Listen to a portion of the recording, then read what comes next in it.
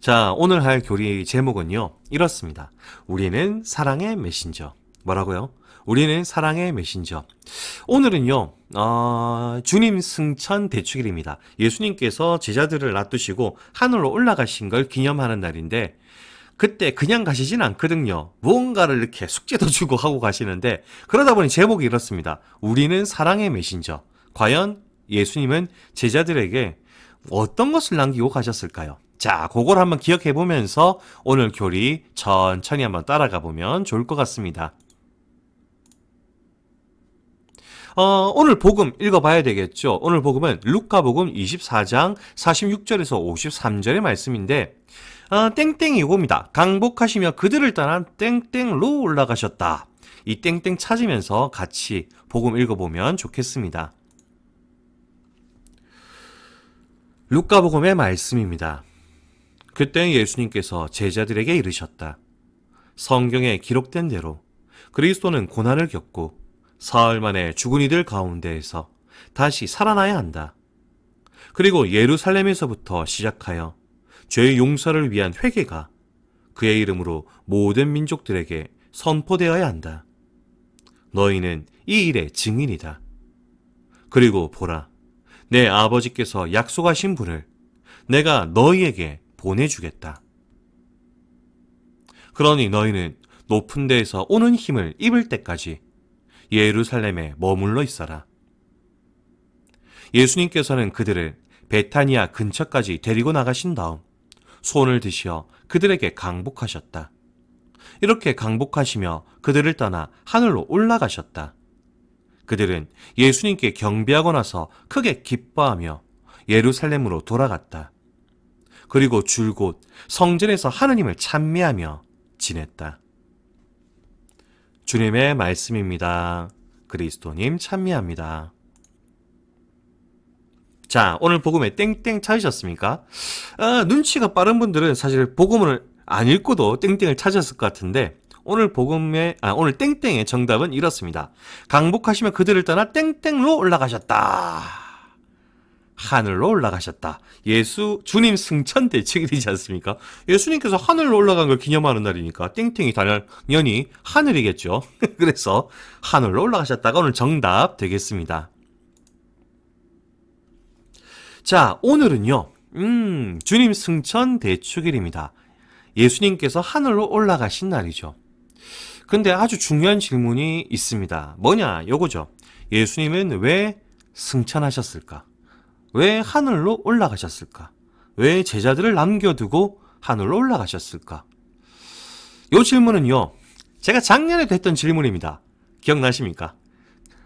기억력이 좋은 친구들은 바로 나올 텐데, 예수님은 왜 승천하셨을까요? 아니, 부활하고 제자들과 함께 계속 같이 있으시면 좋을 텐데, 그렇잖아요. 계속 예수님이 제자들과 같이 있었으면 제자들 얼마나 좋았을까요? 그런데 왜 승천하셨을까요? 작년에 분명히 정답을 말씀드렸는데, 한번 보죠. 기억나십니까? 작년에 나왔던 PPT입니다. 예를 들어서, 어머니가요, 자녀를 위해서, 여러분들을 위해서 밥을 해주고 식사를 준비하는데, 여러분이 그걸 100번 받습니다. 100번. 여러분들 요리할 수 있겠습니까? 엄마가 밥 해주고 요리하시는 걸 1000번 받습니다. 1000번 받습니다. 여러분 요리할 수 있을까요? 저는 못한다고 봅니다. 왜? 한 번도 내 손으로, 내 스스로 직접 만들어 본 적이 없잖아요. 100번 봤다 하더라도, 1000번 봤다 하더라도 결국엔 스스로 한번 해봐야 됩니다. 스스로 즐겁게. 물론 요리가 엉망이 될 수 있죠. 아주 맛없는 어떤 음식이 만들어질 수 있습니다. 그렇다 하더라도 스스로 즐겁게 요리하는 기회가 한 번은 있어야 됩니다. 그래야 여러분들이 요리를 할 수 있겠죠. 이거는 예수님과 제자들의 관계에 있어서 마찬가지입니다.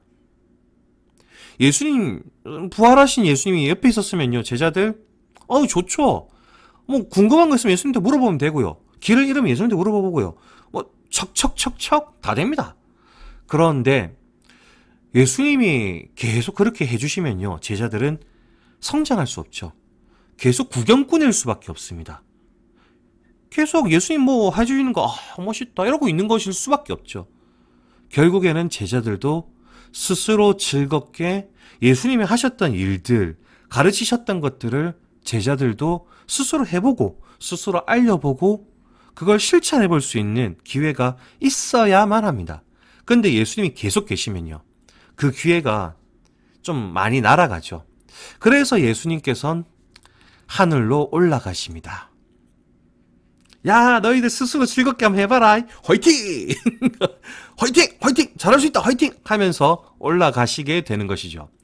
근데 그냥 올라가신 게 아닙니다. 제자들한테 너희들 스스로 잘해봐라 그랬으니까 숙제를 남겨주십니다. 숙제가 뭐냐? 자, 줄 거십시오. 숙제 쓰시고요. 모든 사람에게 회개하고 죄를 용서받는 길을 전해주라고 그들이 바로 예수님의 죽으심과 부활을 직접 본 증인이라고 말씀하세요. 이게 예수님 주신 숙제입니다. 모든 사람에게 회개하고 죄를 용서받는 길을 전해주라고 그들이 바로 예수님의 죽으심과 부활을 직접 본 증인이라고 말씀해 주십니다. 이게 좀 쉽게 표현하면 너희들 내가 죽는 거 부활한 거 봤잖아. 그리고 여기에 회개와 죄의 용서의 길이 있다는 거 너그 알지? 그거 알려라 라고 얘기합니다. 근데 말이 좀 어렵죠. 그래서 일단은 별표 치시고 이거 적어 놓으십시오. 이제부터 설명할 건데 일단 별표 치고 적으십시오. 예수님 숙제가 뭐냐? 이 다 하면 너무 어려우니까 요거 딱 적으십시오. 예수님이 부활하신 걸 알려라. 예수님이 부활했다는 걸 알려라 하면서 올라가셨다. 별표 딱 치시고요. 요게 예수님이 하셨던 어떤 숙제의 기본인데, 그럼 예수님 부활하시는 걸 알리는 건데 용서와 죄 이게 뭘까? 그건 예수님의 죽음과 부활을 보면 살살 답이 나옵니다. 자, 보죠. 예수님께서는 사람들에게 참 좋은 일들을 많이 하셨습니다. 누군가가 아프면요, 기적이 나왔죠. 아, 이 사람이 힘들고 괴롭구나. 사랑하는 마음으로 그 사람을 치유해 주셨습니다. 예수님은 기적의 사나이였던 거죠. 문제는 그겁니다. 예수님이 사랑의 마음으로 치유해 주셨는데, 하느님 나라를 보여주는 어떤 모습으로 치유해 주셨는데, 그것을 보는 사람들의 입장에서 욕망이 꿈틀거리죠. 아, 저 사람 기적의 사나이네. 야, 저 사람 빵 5개와 물고기 5마리로 사람들 다 먹이네. 이야, 저 사람 기적의 사나이네. 저 사람이라면 우리의 욕망을 다 이루어줄 거야. 우리 잘 먹고 잘 살게 해줄 거야. 라는 욕망이 꿈틀거립니다. 야, 예수님 보면서 그런 생각을 할 수 있어요? 라고 하는 친구들 있을지 모르겠는데, 우리 솔직히 한번 질문해보죠. 여러분들 예수님한테 언제 가장 간절히 기도하나요? 주님, 시험 잘 치게 해주세요. 예수님, 저 뭐 갖고 싶은데 뭐 갖게 해주세요.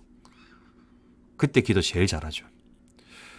우리는 어떤 욕망이 있습니다. 예수님이 이뤄줄 수 있는 힘이 있다는 걸 아니까, 주님, 우리 기도 시험 잘 치게 해주십시오. 저 등수 많이 올라가게 해주십시오. 저 좋은 데 가게 해주세요. 우리들의 어떤 바램을 담아서 기도를 하게 되죠.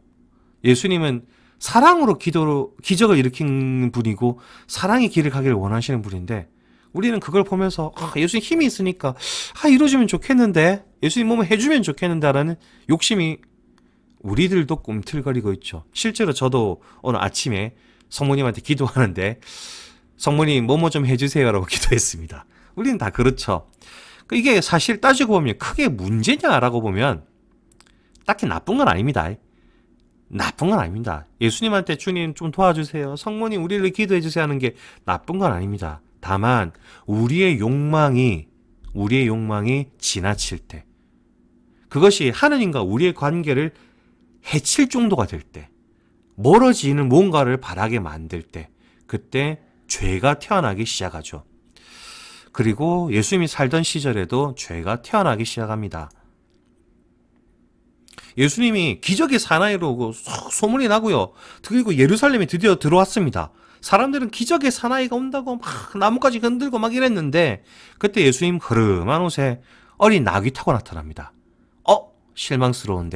실망스러웠겠죠. 거기다가 예수님은 사랑을 이야기합니다.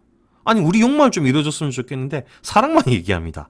막 사람들이 천대시 하던 세리들, 죄인들하고 막 친하게 지내고요, 사랑을 얘기합니다. 우리 바라는 거 좀 이루어졌으면 좋겠는데 딴짓하고 있습니다. 그런 것들이 막 쌓이고 실망이 쌓이죠. 그때 누군가 딱 나타나서 얘기합니다. 저 사람 사기꾼이다. 저 사람 사기꾼 저 없애버려야 된다.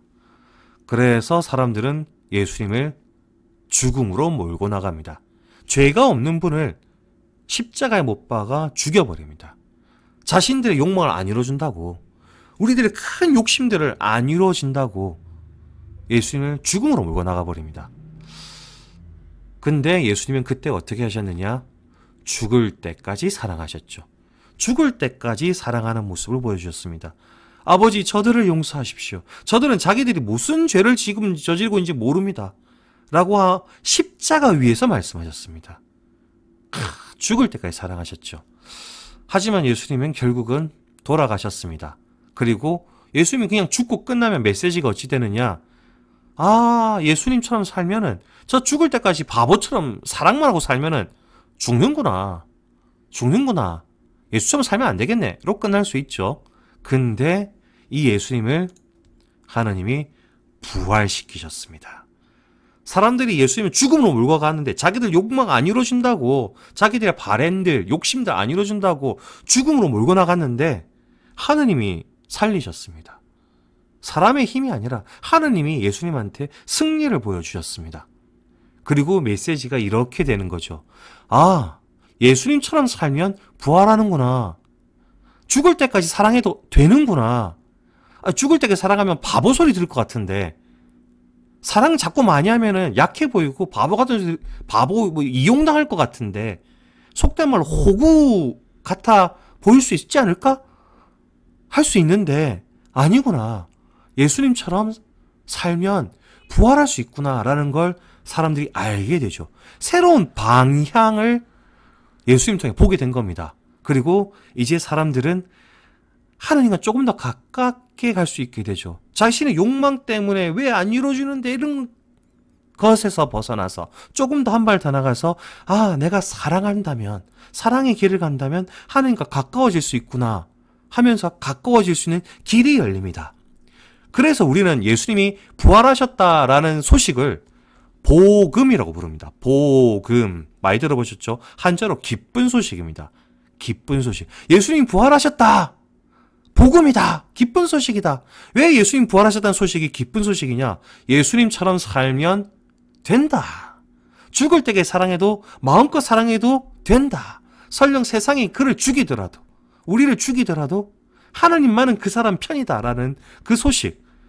그러니 여러분은 이제 마음껏 사랑하셔도 됩니다. 얼마나 기쁜 소식입니까? 마음껏 사랑하십시오. 더 나아가서 예수님 부활해서 이런 것도 나옵니다. 예수님 부활하시고 난 다음에요, 예수님을 실망시켰던 제자들, 예수님께 등 돌렸던 사람들, 그 사람들이 회개하고 돌아오는 걸 받아주셨습니다. 예수님과 멀어졌던 사람들, 죽음이나 여러 가지 공포 때문에 멀어졌던 사람들, 혹은 귀찮거나 불편해서 무관심했던 사람들도 있겠죠. 그 사람들이 회개하고 예수님께 다가오자 예수님은 모두 용서하셨습니다. 예수님과 가깝게. 그러니 이것 또한 기쁜 소식이죠. 아, 내가 이때까지 좀 잘못 살았지만, 좀 많이 부족했지만 회개만 한다면, 돌아온다면 예수님이 받아주시는구나. 예수님이 받아주시는구나. 이 얼마나 기쁜 소식입니까? 기쁜 소식이죠. 이 또한 기쁜 소식입니다.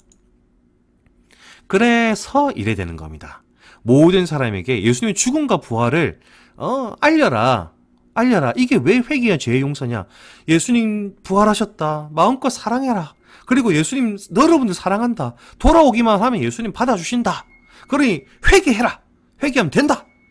라는 소식, 얼마나 기쁜 소식입니까? 그것을 알리라고 예수님께서 승천하시면서 하늘 올라가면서 숙제로 빡! 야, 숙제해라. 너희들 이 복음을 알려라 하면서 숙제를 주고 가셨습니다. 그리고 숙제만 주신 게 아니라 우리만 놔두면 우리가 얼마나 외롭고 힘들겠습니까? 사랑만 하면 사는 게 참 쉽지는 않거든요. 나쁜 생각 가끔씩 들 때도 많고요. 그러니 예수님이 이렇게 얘기하십니다. 아버지께서 약속하신 분, 곧 성령을 제자들에게 보내주시겠다고 약속하신다. 약속도 하고 올라가셨죠. 너희들 혼자 외롭게 두지 않을게. 나 성령 보내줄게. 나 약속한다 하면서 너 너무 외로워하지 마라 하시면서 숙제도 주시고 내 너희들 도와줄게 라면서 약속도 하고 올라가신 겁니다. 그 결과 우리는 사명이 하나 생겼죠. 세상 끝까지 복음을 전하는 사명. 그걸 우리가 가지게 됐습니다. 복음을 전해라. 복음 뭐였죠? 자, 아까 길게 얘기했는데 요겁니다. 별표 치고 딱 적으십시오. 예수님처럼 살면 부활한다. 즐겁고 마음껏 사랑해도 된다. 예수님은 돌아오면 용서하신다. 회개하고 돌아오면 용서하신다. 우리가 좀 부족해도 돼라는 거죠. 자, 이거 기쁜 소식입니다. 적으십시오. 별표 치십시오. 여러분들 마음껏 사랑해도 된다고 사람들이 얘기하시고요. 좀 부족해도 회개하고 예수님 곁으로 돌아오면 된다고 얘기하셔도 됩니다. 그렇게 얘기하셔야 됩니다. 여러분들은 그럴 사명을 갖고 있습니다. 자, 그걸 알려라. 그 사명을 예수님 주셨습니다. 다 적으셔야 됩니다. 별표 치시고요. 그래서 우리는 이게 좀 어려운 말로요. 세상의 복음화를 위한 사명을 맡기셨다. 이 세상이 정말 기쁜 소식 안에서 서로 사랑하면서 그리고 좀 잘못하면 예수님께 돌아올 수 있도록 그런 세상이 되게 할 어떤 사명을 우리에게 주시면서 가셨다. 그리고 세상에 예수님의 사랑을 전하는 메신저가 우리들은 된 거죠. 바로 우리들은 사랑의 메신저가 된 겁니다. 그게 바로 오늘입니다. 주님 승천 되추길. 예수님이 승천하시면서 숙제를 주시고 성령을 약속하시고 해봐라 하고 가신 바로 오늘 우리는 사랑의 메신저로서 숙제를 받은 것이죠. 그런 의미에서 말씀 실천하기 참 여러 개 적혀 있습니다. 이것도 참 괜찮은 질문인 것 같습니다. 예수님을 따르는 제자다운 말과 행동은 어떻게 해야 할지 생각하고 적어보아요. 우리는 사랑의 메신저잖아요. 이제 사명을 갖고 있잖아요. 세상에 마음껏 사랑해도 된다. 좀 부족해도 된다라는 소리를 하러 나갈 사람들이잖아요. 그렇다면 우리들은 어떤 말을 해야 될까요? 그리고 어떤 행동을 해야 될까요? 아주 좋은 생각이죠. 좋은 고민입니다. 한번 적어보시면 좋겠습니다. 그리고 적어보고 또 친구들과 나눠보고 그리고 한번 실천해봤으면 좋겠습니다. 그러면 친구들 이번 한 주 사랑의 메신저답게 사랑을 전하면서 그리고 좀 부족해도 괜찮다라고 말을 하면서 한 주 보냈으면 좋겠습니다. 그러면 친구들 다음 주까지도 안녕.